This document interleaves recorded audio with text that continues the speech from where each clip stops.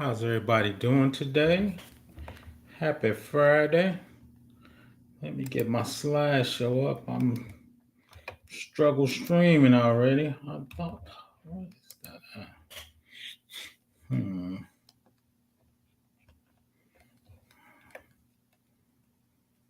That was third party. Let's see. Always something. Always something. Let's see where they're at. Okay. 17. Third party risk. Hopefully everybody's having a good day today. A little better than mine. Let me see where I do my slides. Give me a 1 in the chat if you can hear me. Give me a 1 in the chat. Let me find that out. Oh, man.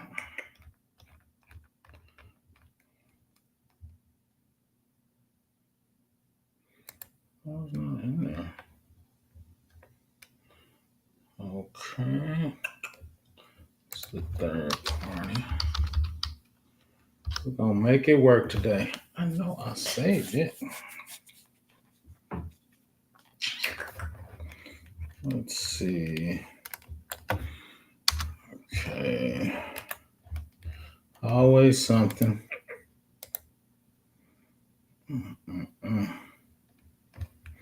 Where is that at? We're going to make it work today. We are going to make it work today. That is it. 17 is not that. So we're going to find it. Oh, where is that? Can we go?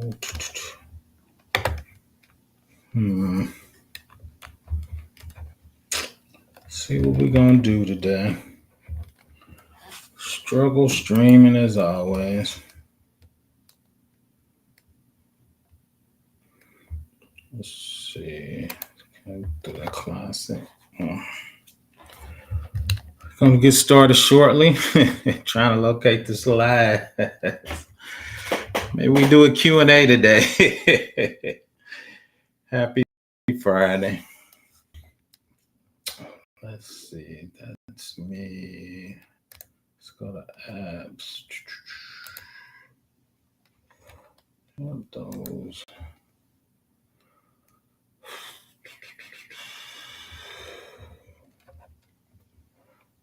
Okay, recently open.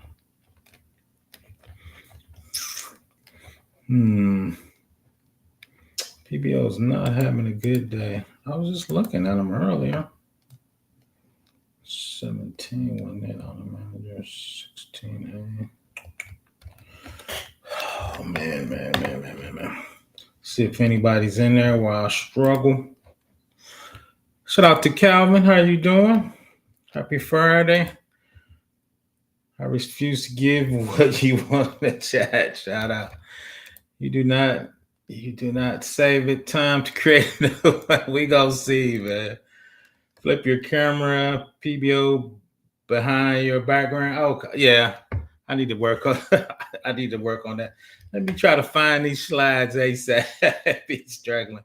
Give me a 1 in the chat if you can hear me, Calvin. Let me locate these slides. I just saw it this morning. I was just working on it. Let's see. Is that it? Nope. No,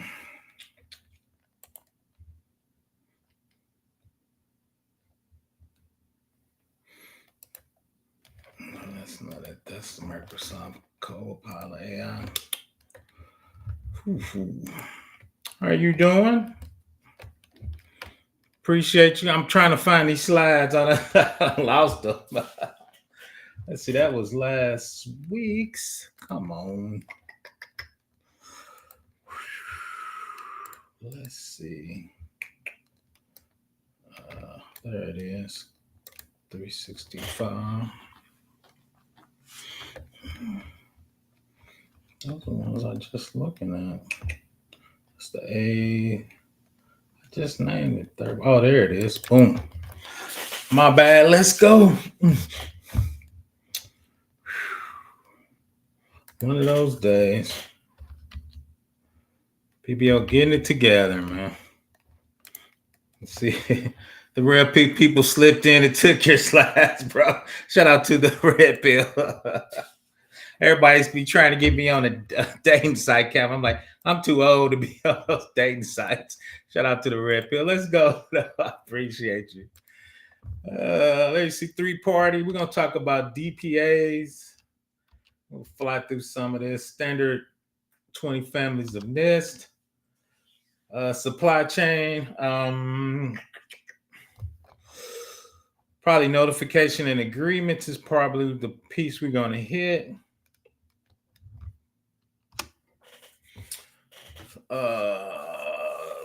There you see third-party risk type of risk vendor.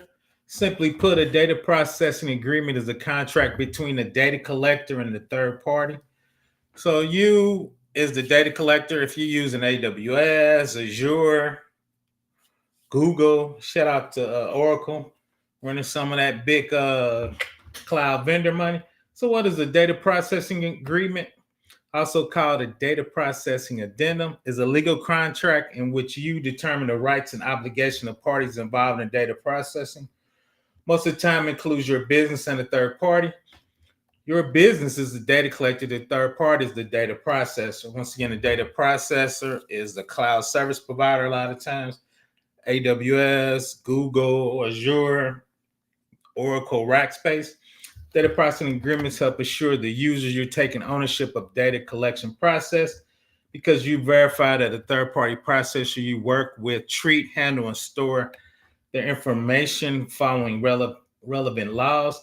And that's what we talk about when you talk about third-party risks, third-party assessments, making sure those data processing services, cloud, SaaS, other products are at the same level of security you're at, right?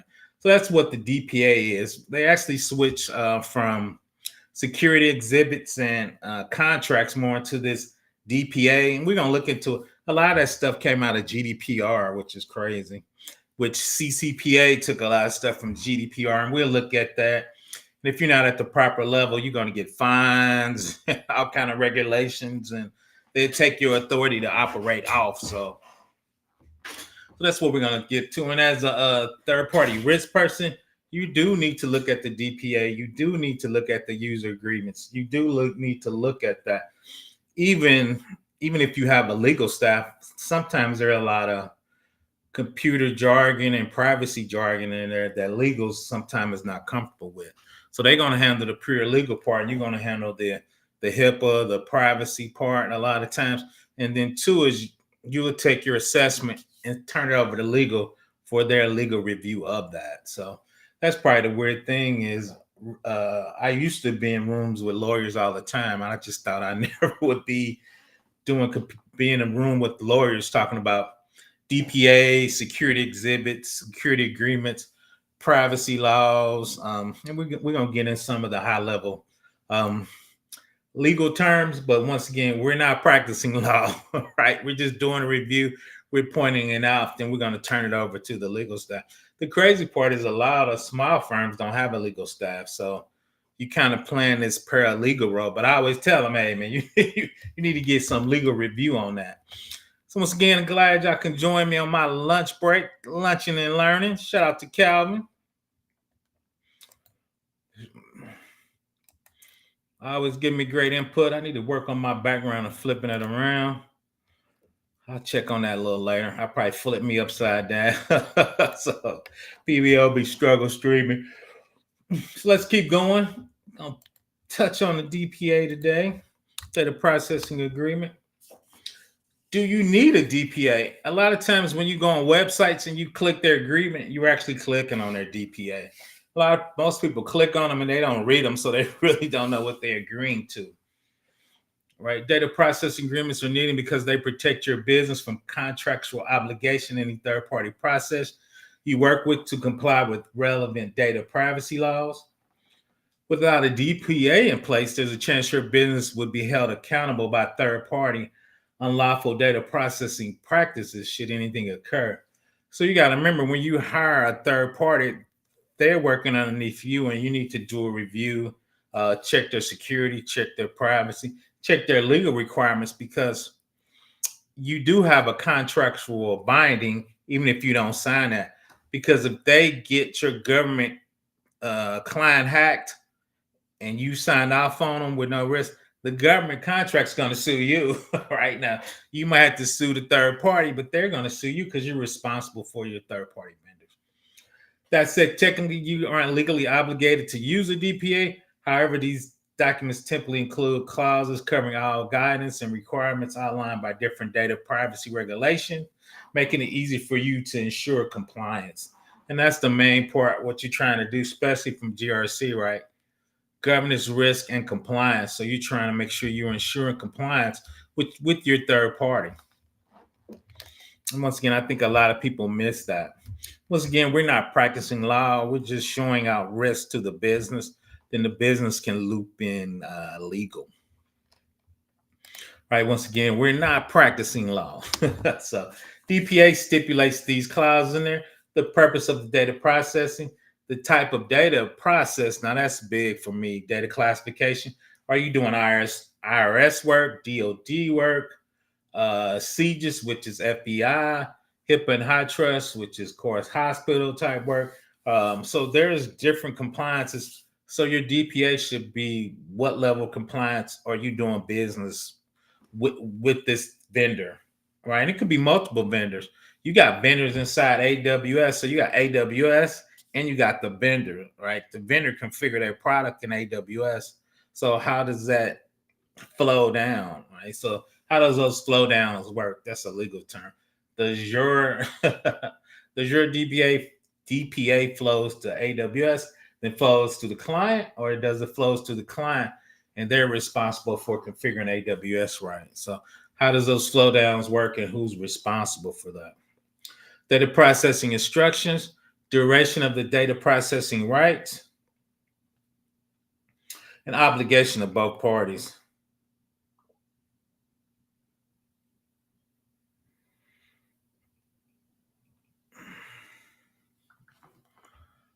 Let's keep rolling. Throw any questions in there. Tech or cybersecurity, doesn't matter.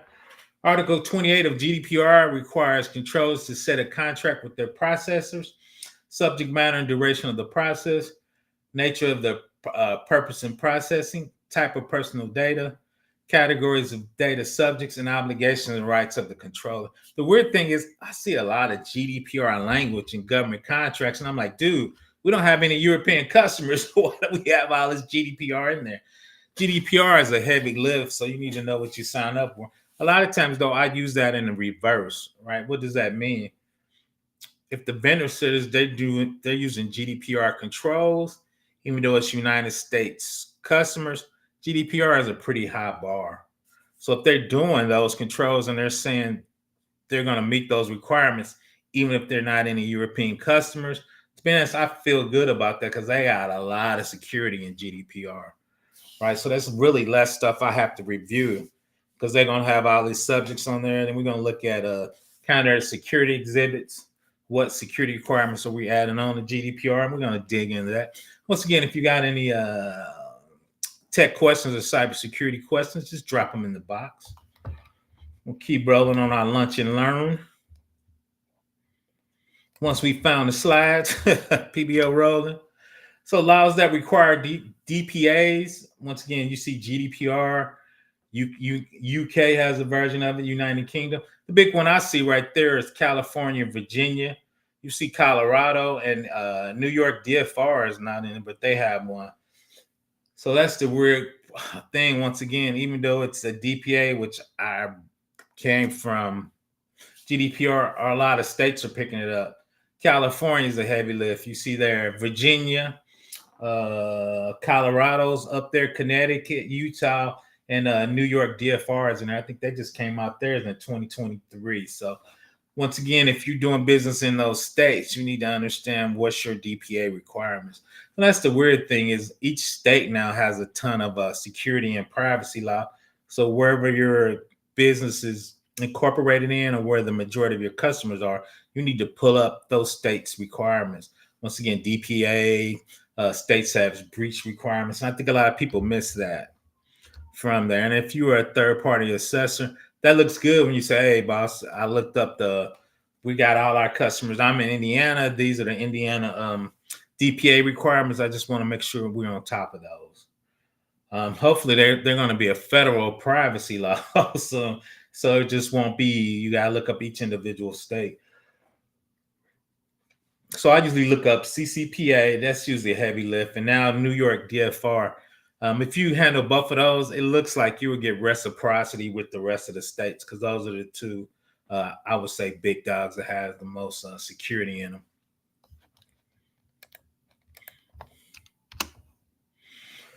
The contracts require these sections in it: prohibit the selling of sharing of personal information, prohibited retaining, using, or disclosing personal information outside the direct business relationship and contract and business, prohibit a combination of personal information from different sources. So a lot of data brokers get your data, and they can get a pretty good digital dossier of your digital life, your users accounts, your Facebook, your Snapchat, your blah blah. If you're doing something crazy, your OnlyFans, right? So people are trying to track you and figure out what you're doing. A lot of times, especially when you apply for businesses, people tend to start digging in your background. I usually work on clients that do background checks. So once you start doing that, I start seeing my LinkedIn profile starts getting a lot of queries on it. Right. A lot of times, if you pay extra, it shows you who queried it, but I already know, right? Notify the business of sub-processors. Mandate the sub-processors by written contract to the same processing obligations. Obligate both parties via provisions to monitor their own legal compliance. So we talked about that last week. Your subs have subs, right? And each time you go down, your visibility into those subs and subs gets pretty dark. So once again, you need to understand what subs are working on your data and using your data, and make sure they have the same security compliance you're doing, and making sure your security requirements flow down to the subs of subs of subs, right? So that's why you got to do a third-party vendor assessment to make sure those contracts are in there. And we'll look, everybody know I do a lot of IRS work. IRS tells you any contract you do, we need this language in this contract to give us the ability to be able to do that. Once again, that's kind of a heavy hitter thing. Why do I say that? That makes sure your vendor, your prime, is handling those subs. And once again, you have legal visibilities into those subs. You can request documentation. A lot of times we'll look at it. IRS they do contractual obligations that they can come in your data center within 24 hours of a notice, right? So I know a lot of bosses I had pushed back. They were like, man, we got SOC 2s and 3s and FedRAMP certifications. They just can't run up in our data center. That's incorrect. The IRS says this is in our contract and we need to pull up if we need to, right? So then two is, you as a smaller business need to understand what that means for you when you start doing contracts, start using SaaS competitors. A lot of people use third-party HR services, which has PII of your companies. So what's your contract obligation to them if they have a security breach? We're getting that. What's your notification? Is it 24, 48, 72s? I've seen 30 days before. So once again, what does that look like? You're responsible from a GRC perspective is making sure these items are in your contract that goes to your subs and your subs. Your legal department's job is to make sure those are legally binding. Once again, we're not practicing law. Here's some things that should be in there. Definition of terms. Data minimization includes a clause in your DPA stating that you as a controller will only collect and process the necessary amounts of personal data to do your particular job. Access controls to prevent data breach, stipulations in there. And usually we have a plethora of controls in there: encryption, firewall, password protection to prevent them, breach notifications, DDoS software. So there's a lot of things you could put in there. All right. And that will be a part of your questionnaire. Right. It's not a questionnaire. It's like these are the things you need to have in line to do business with us. Processing limits based on the customer's consent preference. Retention of data storage. A lot of times when we leave, you need to get rid of our data. Or if you're doing some kind of calculation, you only need to do the calculation and you can get rid of the individual detail records, right? And what's the quality and accuracy of data? Write a procedure in your DPA stating how you will verify the accuracy of data and how consumers can correct inaccuracies in their personal information in relationship to you as the control and the third-party processor.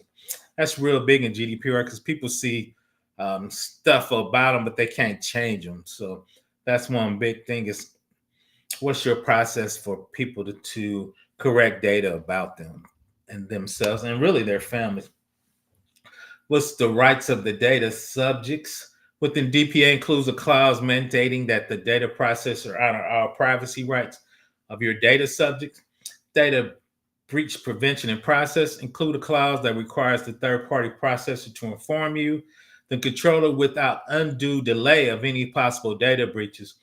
Clearly states the most described breach, what type of data was accessed, who was impacted, any other details required by applicable law. Stipulate that they must provide you with a reasonable assistance with requests of you regarding a data breach. And that term I hate, but the lawyers really push back on that. Where was that? Include a clause for the control. Well, without undue delay.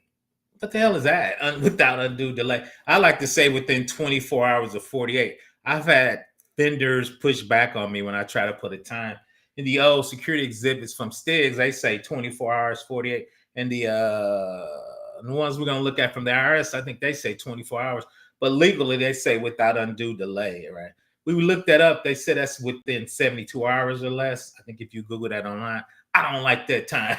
But once again, legal told me to stand down. So you got to get a good legal staff. So shout out to them. I need to reach out to some lawyers and get them to come on here so we can talk about contracts. Let's keep rolling. Once again, if you got any tech questions or cybersecurity questions, put them in the box. No red pill questions. No red pill questions. Let's keep rolling. Privacy audits and impact assessment. Outline when and how often you and a third-party data processor will perform a privacy audit. Data protection impacts the DPIAs, and in your DPA, ensure the information is safe and secure. So the impact assessment I see a lot of times from a privacy and cybersecurity, they say yearly you need to get a SOC 2 type 2 or do some kind of third-party penetration test. Privacy policy, as the data controller, you must have a privacy policy in place, and there should be a clause in your DPA mandating the applicable data privacy laws, and the third-party processor also uses compliant privacy policies. So that's one thing. You as a cybersecurity person or GRC person, you're in charge of the policies and procedures. The people you work with or the third-party federal agency, aka the IRS, HIPAA and High Trust, FBI, looking for procedures, they can request your audits of how many findings did you have, what's the impact, what's your poems, right? So you need to make sure you have a tight cybersecurity program. Let me see if there's any. Oh, shout out to Space Taco. We were chopping it up last night. I'm tired of Space Taco. I'm old. We was chopping it up pretty late. Shout out to Regine, GRC Study Hall family. I'm usually chopping it up with them. Happy Friday. Let's see what Space Taco. Lawyers in GRC would make a great live stream. Okay, I'll reach out to a few. I work with a ton of them. So see if we can get on there, because a lot of times they handle that contract part. And I tell you who is in there a lot of times, especially for bigger company, procurement, because they're trying to negotiate price, quantities, discounts if we use the whole company. If, once again, I work for bigger companies, so if we got 10,000 seats from DOD or 1,500 from the state, they give you a big discount. So procurement's negotiating them, legal's going over the contract, and we're reviewing once again to make sure we're good with these data laws, privacy laws, cybersecurity laws, FedRAMP. Shout out to NIST 800-53. So we in there. So once again, if you have any more questions. So here's some of the fines. That's why a lot of people don't mess with GDPR. I think they fine like Facebook like $500 million, man. And Google too, shout out to them. They just reached in their sock and paid like $500 million, like they don't care. But you can see fines up to 10 million, around 12 million, or 2% of your global turnover. UK GDPR, you see that 10 million. CCPA is 2,500 per non-intentional violation and 7,500 for potential violation. But if you're talking about 7,500 records, and it's not uncommon to have, even a small company have 2 or 3 million records, right? You start getting into some big numbers, right? Virginia is once again 7,500. That seems like to be the new thing. If we're doing business in Brazil, they got theirs. 50-minute reels, which is about 10 million or 2% of your annual global revenue. So let's keep going. Thailand, UAE. I was interviewing for well, he reached out to me. It was for a global car company. They had business in South Africa, Brazil. So a lot of times he's working for it. And once again, we were looking at the AWS salaries. That's one reason. Because if you're AWS, they got data centers around the world. So in their GRC, you got to be familiar with UK, Thailand, South Africa. They got one in the continent in Africa. So once you get at that level to a national company, you need to understand different privacy laws and how they harmonize. I hate that term harmonize, but that's usually picked out. So let's look at, let's see, I'm gonna click on it, see if it causes problems. Let's switch over. That's actually LinkedIn's DPA. We're just gonna check it out real quick. Yeah, let's check that out. Stop screaming. Restream. There it is. Then we're going to look at the LinkedIn. They usually have more of a security exhibit from the IRS. So let's see. Boom, make it a little bigger. So yeah, so this is one of the common ones, and that's what they look at. So there's your California stuff. So we can just kind of flow through the definitions we were talking about. That's CCPA California. Customer personal data. What does that mean? Data protection requirements. What is a personal data breach? Means any accidentally or unlawfully destruction, loss, alteration, unauthorized disclosure of access to customer personal data. That's pretty good. They got some European because obviously LinkedIn is a kind of worldwide company. They got some UK GDPR in there. The nature of the processing, compliance laws, LinkedIn obligation. So we're talking about processing customer data for the purpose of providing, supporting, and improving LinkedIn services. Once again, though, they have job services. They got a few back-end services, and obviously, they're trying to make money. So what does that look like right in their DPA? So we're just going to kind of flow through it. Notice the customers. Security, maintain appropriate organizational security measures, include respect. I would like them to say CIS or STIGs or HIPAA and high trust. What are they saying that there's, protecting and how are they protecting it? I'm just kind of audit certification. The cool thing is the big guys. There's your SIE report, which is kind of a SOC 2 kind of accounting firm. They got a SIEA 342 report. That means they have professional people come in and look at their architecture.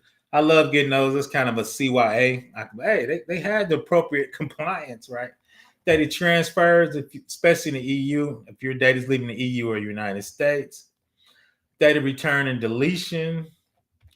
Let's see. I was going to see if they had any breach in there. Let's look up their breach real quick. Then we'll get back on the slides. See what they got breach-wise. Here it is, a personal data breach. The investigation of personal data breach and notification of supervisor authority. The customer subjects regarding such as a data breach. Let's see what they got, if they got any time.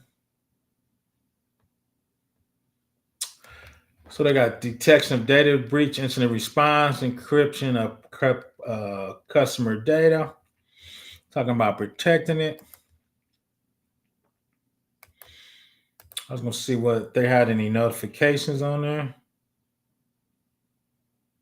If a personal data breach results in either the negligence or intentional misconduct of LinkedIn or any LinkedIn sub processes or material failure of LinkedIn to comply with the terms in the DPA, LinkedIn should bear all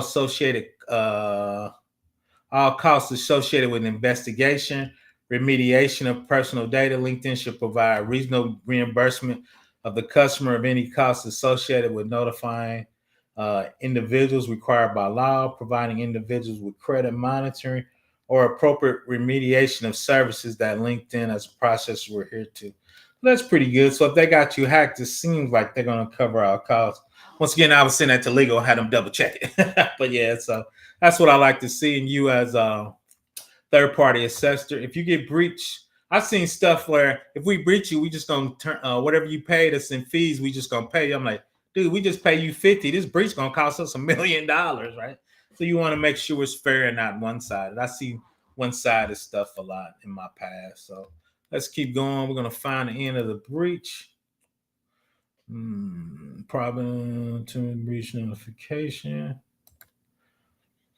Servers are monitored best practices. They didn't say, I didn't see when they said when they were going to notify you. So in real world, I will go back and see if it's an undo, which I hate that word. I would try to say, is that 24 hours? So what does that undo mean? So let's get back on the slides. Keep rolling. Oh, that's the IRS one. So let's go to the IRS. Let's look at what they want you to put in their contract. PBO didn't mark any of this stuff today. He ready for the weekend. He not doing very well. Put any questions in the chat or in on tech or cybersecurity. Safeguard contract language. Yep, 7. There it is. Safeguard contract language. Yep. Let's look at the safeguard contract language real quick. See if there's anything. Is HR listed as reviewer of those contracts? No. But HR is usually in the conversation at bigger companies when I worked at bigger companies, because a lot of times they handle the background checks and they handle a lot of federal. You got to have the proper background checks and that costs money. A lot of times too is bigger companies are hiring out third parties. So the HR has got to make sure we got those documents created in there. So they're usually in the room, and they're usually at the bigger companies. They're usually one of the teams that actually does review. Like I said, I see a lot of HR language, especially with labor laws. The bigger companies when they're outsourced. Now, small companies you don't worry about that, but yeah, in the bigger companies, definitely HR is in there. Let's look at the. Let's see what that looks like. Okay, that's pretty good. Great question. Here, I'm gonna drop the link. I'm getting close to the end.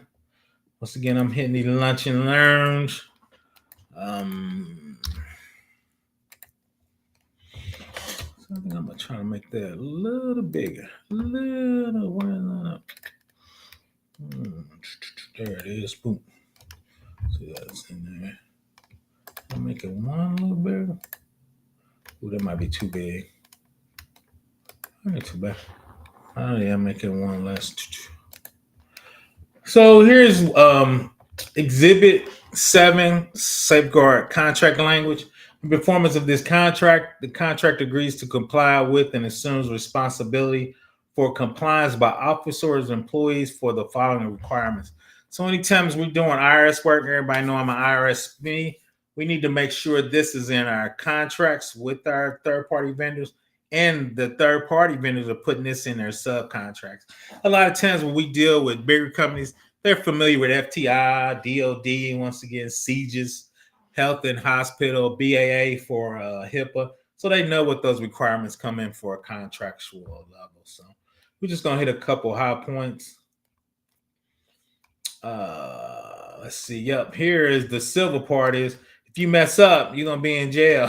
So what does that read? Right? A lot of times when you log into the computer, this is the stuff that comes up, right? FTI for the purpose of non-authorized here within constitutes a fine as much as $5,000 or imprisonment for as long as five years, together with the cost of protection. Right, it's different levels of this. This is for each officer or employee. If the officer or employees of a contractor to whom the FTI may be accessible and should be notified, theirs is 1,000 and a 1 year fine. PBL don't like jail, so we ain't trying to go none of that, right? So a lot of times too, when you log in, you'll see that if something happens. So this is the civil fines for. They give you the actual government codes for those from the IRS. You can be put in jail. So we want to know that. This is the other one right here, the inspection we were talking about.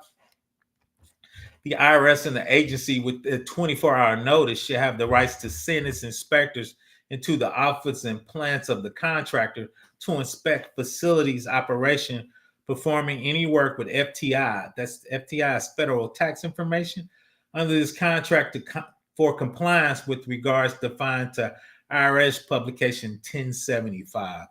IRS rights of inspection shall include the use of manual and automated scanners to perform compliance and vulnerability. So if you fake a rapid 7 scan and they don't think you're real, they can show up and say, we want to run it ourselves, or we're going to look at your people as they run it. And usually they have particular IP address. I heard of people trying to get over, right? Then you lose your authority to operate. Based on this inspection, a corrective action may be required in case where the contractor is found to be non-compliant with the FTI's safeguard requirements. To be honest, that's normal. Everybody usually has a cap. Continuous program of you working on stuff. Why? Because you always have findings. I've never seen anybody get 0 findings. There's stuff you're working on, patches, and a lot of times you have custom development, so you got to take stuff off. Then you got to have your poem and your stuff for that. Oh, a question. Shout out to Space Taco. Will the new administration coming in have any effect on your job? I don't think so, because the work I'm doing is for the government IRS. So I don't think so. The IRS got a ton of money, but I don't know with that efficiency team. Shout out to Elon Musk. They should cut. I don't think so. But we're gonna wait and see. Let's see. I was considering a federal GRC work, but now I'm concerned. I wouldn't be, because shout out to Convo Courses. He talked about this a little bit, and I might touch on. It takes a long time to shut down a government agency, even though they do have the House, the Supreme Court. It still is taking. And the ones he's talking about are not the IRS. He's talking about really Department of Ed. But you're right. It could be cuts.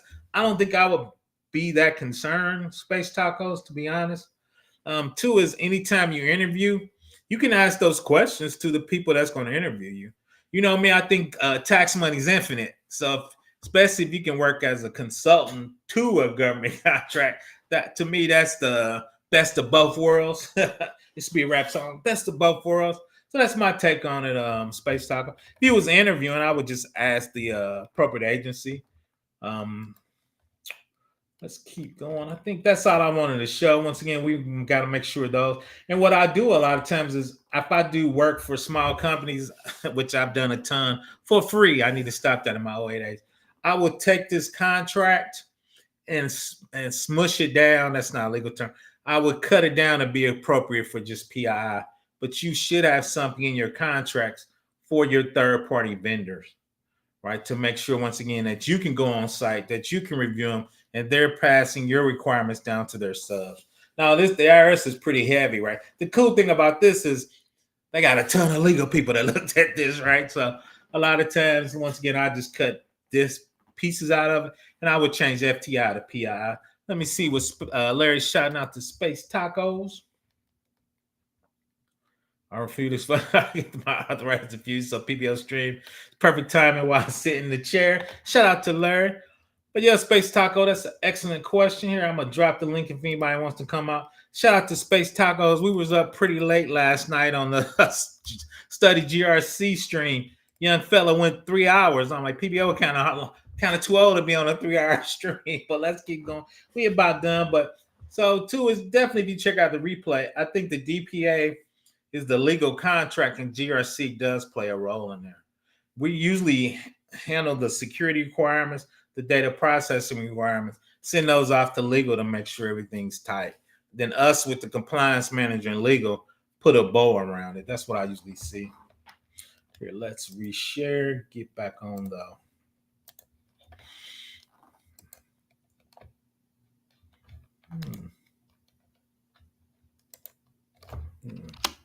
Oops, yeah, that was my last one.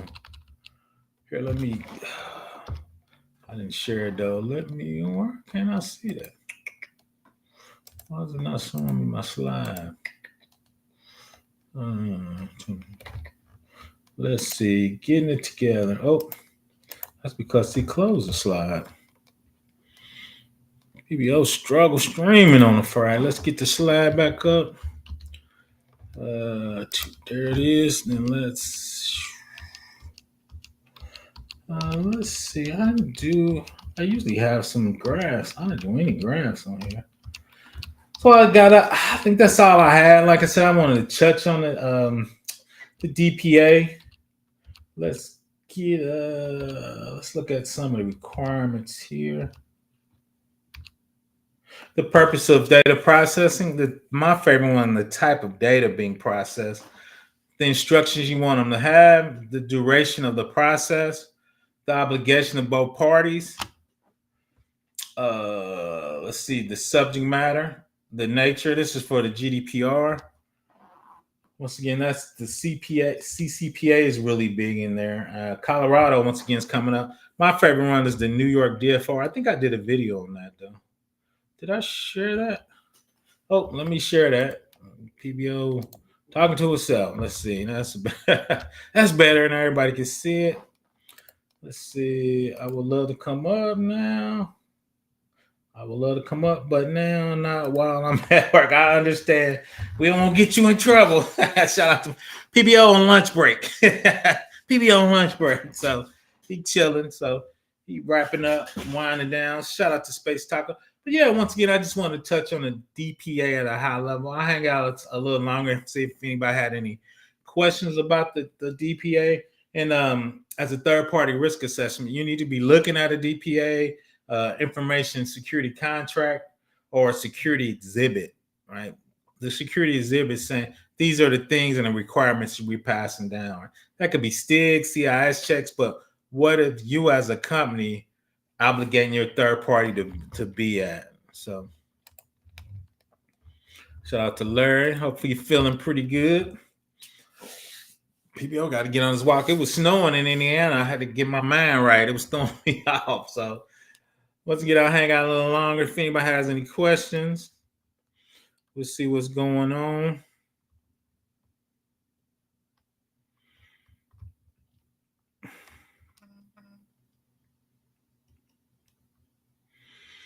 Yeah, I'm dragging. I got to do some reviews. Get on a little PBO behind a little bit. He tired. Ready for this Friday to be over so we can start relaxing. I got to start working on my course. So shout out to Dr. Oger. So I'm going to start on my course. And shout out to Space Taco and Larry. We're going to see it in the GRC study house. Regina will be in there grading me up to see how PBO is doing it. Shout out to Calvin. We got to get him over there. He's always giving great advice. So shout out to them. So working on that. I'm hoping to go hard especially over the holiday weekend. I'm going to try to knock it on out. So I've been doing videos forever. I just got to clean up my videos a little bit. He wants a certain point finding, certain look, of course. You know, PBO once again be out here struggle streaming. So that's it. Once again, just hitting a third party. Just going to touch on those a little bit. So, like I said, there's a lot of third-party risk assessment. Let me get to there. And supply chain, we've been getting hammered with that. So the third party, a lot of times you see that in assessment, authorization, and monitoring. You see that RA in risk assessment and supply chain. So third party risk really hits on those three. A lot of times project management is going to be running the proams of that. And of course, we just talked about incident response. So part of that third party is making sure our incident response is tight. So if we get hacked, or at least we get out of it, Space Tacos come in and ask for our documentation, we have it down pat. We have our third party assessment they can review, which is show our level of risk, our compliance, our poems, scheduling. We're going to have stuff fixed, mitigating controls. If we can do something specifically in there, right? That's how we hold it down and show how good we are. I do like lunch and learn. Okay, I appreciate it. Give me a thought if y'all like this lunch and learn, especially for third party. I get a lot of third party questions. I just answered one inside Discord. So let me see what was the one in Discord. Somebody was doing a NIST. They were asking them about passwords. All right. So if you do STIG, it's 16 characters. Password history is 8. So they trying to tell you that. NIST is 863-3-3. They're trying to go passwordless or CAT card, PIV cards, or MFA token. All right, that's really where you need to be to, and that's really, if you do that, really you can go 8 and 8. So, but 2 is they have something called TAP. When you get your initial password inside of Azure, they can send you a tap code so you can get your initial one. A lot of times I see people get password and they never expire. So it's like, okay, spring 1995-2, right? So you need to generate something so you can have a unique initial password. Then when they log in with that unique initial password, it should force them to change it. A lot of times I don't see that very often. Let's see. We're a pretty good GCR related conversation with Bruce experience, Jersey professional, Center PK. Oh, facts. Oh yeah. Shout out to you, Larry. You set me up with a great interview with him. Definitely recommend my man. So I'm definitely over. Shout out to him. He been showing my fat face between him and Chris Whitlock. I see my face like every day on YouTube. They keep putting me in shorts, man. But shout out to them. My users went up a lot. So I've been close to back to getting like 80 users a time. No, facts. I'm kind of with you on there.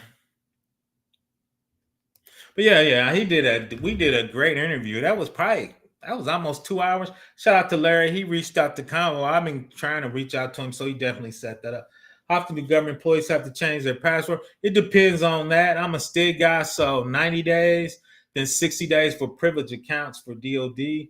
I think I want to say high trust is 120 days. So it depends on the agency. Once again, the IRS is 90. And the privilege accounts, DBAs, SA, DevOps, they change there every 60. There was a good study, though. They said forcing people to change their passwords that much cause of the problems. I'm with you. But yeah, shout out to that. Yeah, I'm out. Yeah, I'm usually with Combo Course in the morning. Usually I'm getting my beard trimmed up on Saturday. That's why I miss a lot of them. I go visit some people so I can get out the house. But usually I'm listening to clouds. But shout out to Larry. He set up an excellent interview with me and Combo Courses. He's the one actually got me doing my AWSs on Wednesday at 6, getting back on my AWS skills. But yeah, it's definitely definitely been in the game. I'm a little older than him, but I think he's definitely had higher positions than I have. So I think we're definitely a good yin and yang. We pretty much agreed on everything. I don't know if we disagreed on anything because he's used to that federal life and that federal type of work. Shout out to Larry for giving a shout out to that.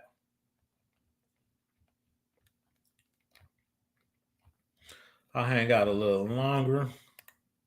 But yeah, definitely recommend him.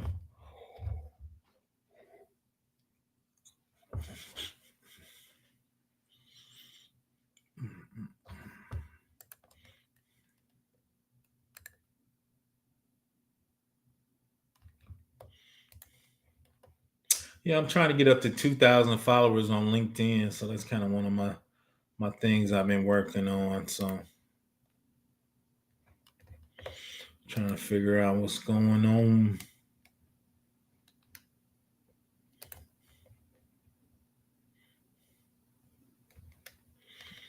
Yep, shout out to that. I need to get on my LinkedIn when I go live. I just kind of let it do its thing. Yeah, I might check out that personal branding by Dr. Ozier. I'll just be out here winging it. Just out here winging it. I might take that. Let's see. All these YouTube streamers.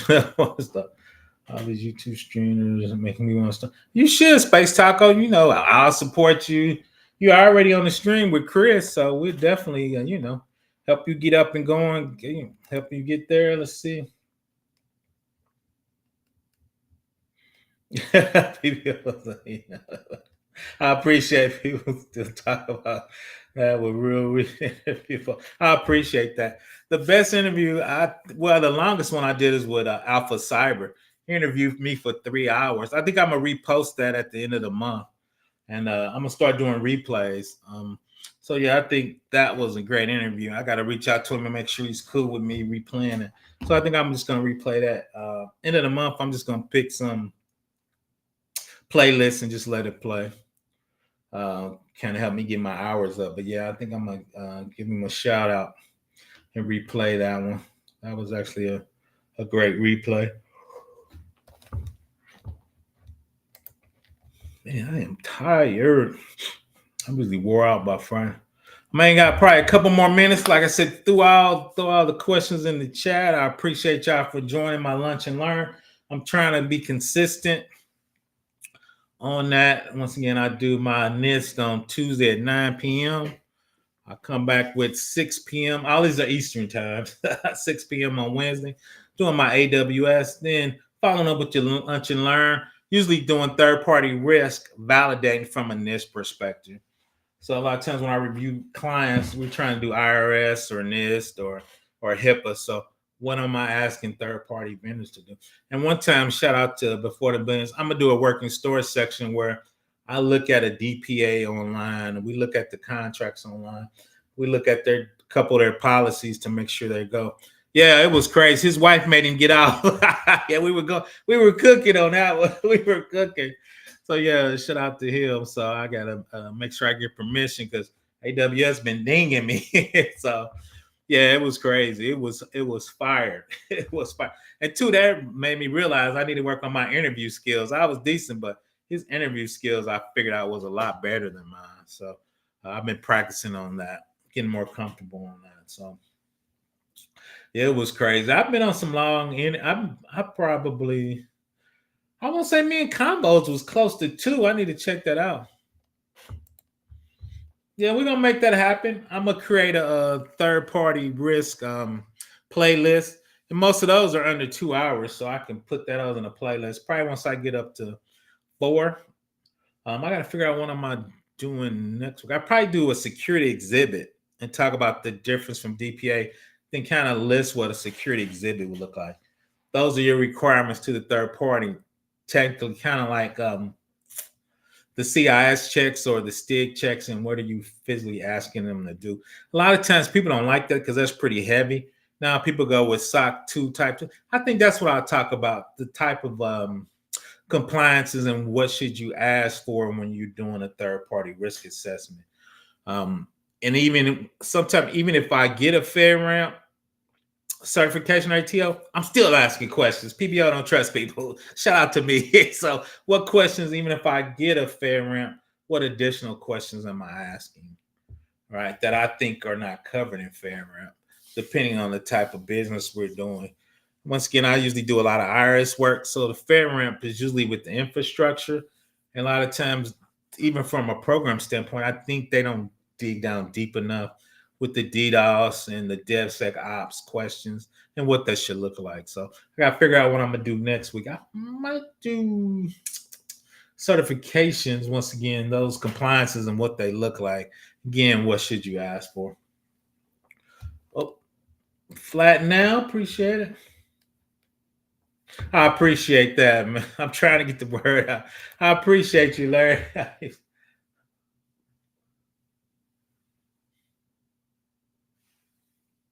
I appreciate you. Oh, question. After NIST, which frameworks are you most familiar? You got NIST and I'm gonna talk about that in the course. NIST is a base framework. So when you look at NIST, it says agency owned or agency defined. So the agency I define most is IRS, right? And we talked about that. Yeah, the NIST say review a policy, agency defined. A procedure, agency defined. IRS is gonna say policy review every 3 years, procedure review every year, right? So the agency is going to give you those tangible numbers. So my SMENIS comes on NIST being a base foundation framework. Then my next one is I'm an IRS me. I eat that for lunch every day. So I probably got 3 IRS videos. I've had people reach out to me and said, "You probably the only person out there with 3 of those." But yeah, so IRS is my SMENIS. So I usually go NIST, IRS, CCPA, because I'm trying to get better at the privacy. Then off of the back of that usually is CJIS. CJIS is actually coming from the FBI and that flows down to the state police. So that will be the order of what I'm most familiar with. The crazy thing is, from a security program, they are the cool thing too with NIST is if you Google NIST, NIST will show you NIST to HIPAA. So I'm familiar with NIST. So NIST got an 800-66. So it shows you how the HIPAA maps to NIST. So a lot of times I use that PCI. It shows NIST to PCI. Then it shows you the gaps in there. So a lot of times, Space Tacos, that's how I wouldn't call it cheating, but NIST has those crosswalks and maps. So whatever they map to, I feel like I can do. So I used to do a lot of, not a lot, but I used to do some HIPAA work on Upworks. I might do that again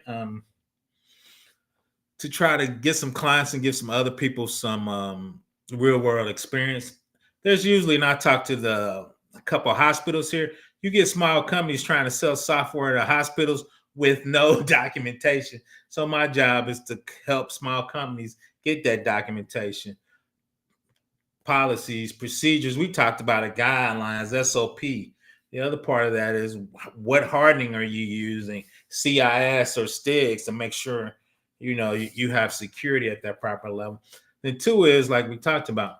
If you have a review, you're going to have findings, gaps, stuff you need to fix. It's never going to be 100%. So you need to show the hospital you have a very tight security program. So NIST, privacy, something. Yep. NIST, IRS, privacy, then CJIS, CJIS. I got a couple of videos on that.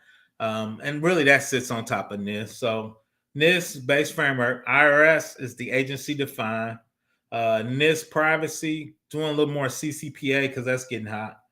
Then off of that is CJIS. CJIS, CJIS. So those are kind of the things I specialize in. And I've been doing IRS, I've been doing that for the last 15 years. So it's crazy. So yeah. IRS Pub 1075 is the actual compliance documentation. So once again, I want to appreciate everybody for hitting me with the lunch and learn. I hope everybody have a good weekend.